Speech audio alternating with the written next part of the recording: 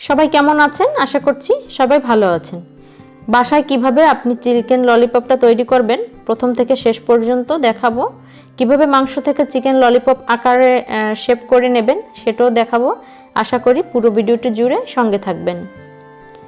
Chicken ললিপপটা কিন্তু বাচ্চাদের অনেক প্রিয় এবং পাশাপাশি কিন্তু বড়দেরও অনেক প্রিয়। তো চলেন মূল প্রসেসে চলে যাই।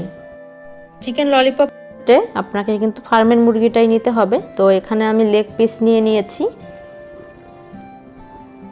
আমি এখানে চামড়া সহ মাংসটা নিয়েছি আর একদম নিচের থেকে হচ্ছে একটা ছুরির সাহায্যে ঘুরিয়ে ঘুরিয়ে কেটে নিচ্ছি, মাংসটা ছাড়িয়ে নিচ্ছি আর হাত দিয়ে টেনে টেনে উপরের দিকে নিয়ে হচ্ছে ললিপপের শেপ দিয়ে নিচ্ছি। তো এভাবে করে আপনারা ললিপপটা রেডি করে নেবেন। তো আমি এই তো ললিপপের শেপটা রেডি করে নিলাম। এখন আমি মাংসটা ম্যারিনেট করে নেব। প্রথমে আমি লবণ দিয়ে দিচ্ছি 1.5 টেবিল চামচ পরিমাণে আর আমি এখানে মাংস নিয়েছি 8 পিস। দিয়ে দিচ্ছি খুবই হালকা পরিমাণে একটু হলুদ, দিয়ে দিচ্ছি কাঁচামরিচ, আদা রসুন পেস্ট 3 টেবিল চামচ পরিমাণে,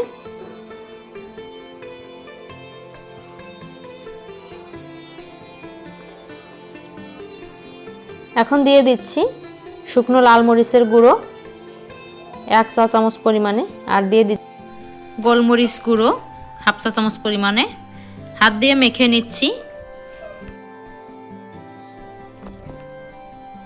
এ পর্যায়ে দিয়ে দেব সয়া সস।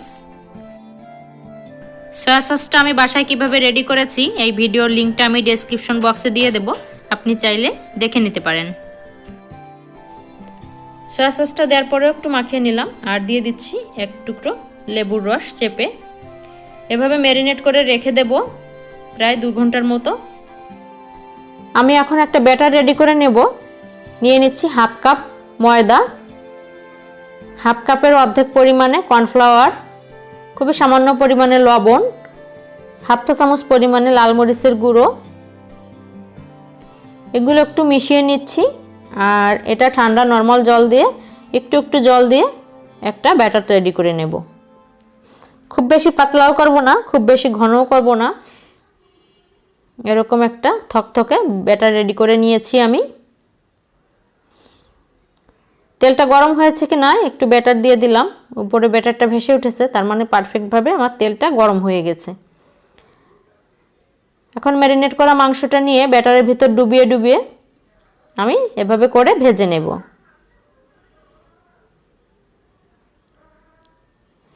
চুলার আঁচটা একদমই লো ফ্লেমে রেখেছি। খুব যদি চুলার আঁচটা ফুল ফ্লেমে দেওয়া থাকে তাহলে কিন্তু ভিতর থেকে মাংসটা কাঁচা থেকে যাবে, উপর থেকে পুড়ে যাবে।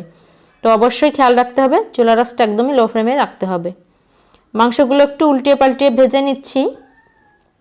ব্যাটারটা রেডি করার সময় আমি কর্নফ্লাওয়ার দিয়েছি, তাই জন্য কিন্তু ললিপপটা খুবই মুসমুসে টাইপের হবে। তো আপনারা চাইলে কর্নফ্লাওয়ারের পরিবর্তে চাউলের গুঁড়াও ইউজ করতে পারেন। তো এভাবে করে উল্টিয়ে পাল্টিয়ে কয়েকবার করে আমি ব্রাউন কালার করে ভেজে নেব। তো এই যে আমার ললিপপটা কিন্তু রেডি হয়ে গেছে। তো খুব সহজে কিন্তু ললিপপটা আপনিও রেডি করে নিতে পারেন এইভাবে। নামিয়ে নিচ্ছি একটা টিস্যুর উপরে, অতিরিক্ত তেলটা চুষে যাবে। বাদবাকি ললিপপগুলো আমি পরে ভেজে নেব। আমি এখানে টমেটো সসের সাথে পরিবেশন করেছি। তো আশা করছি আজকের ভিডিওটি আপনাদের কাছে খুবই ভালো লাগবে।